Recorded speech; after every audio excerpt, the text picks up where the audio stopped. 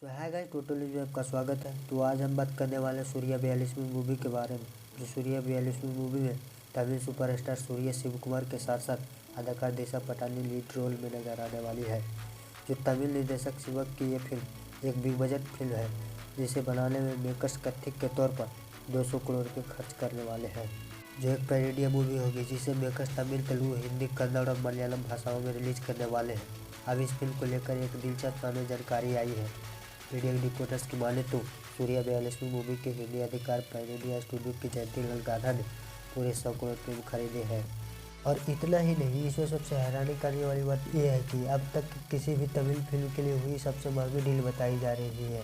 और ये सूर्या की किसी भी हिंदी फिल्म के लिए अब तक की सबसे महंगी डील है। साथ ही में तमिल फिल्म इंडस्ट्री के लिए एक सबसे महंगी फिल्म है। निर्माता इस फिल्म को खास बनाने में कोई कसर नहीं छोड़ने वाले हैं। ये फिल्म एक बड़ी धमाकेदार एडवेंचर एक्शन फिल्म होने वाली है, जो देश भर में सभी दर्शकों को इम्प्रेस करने में कामयाब होगी, जिसे लेकर फैंस के बीच खासा उत्साह है।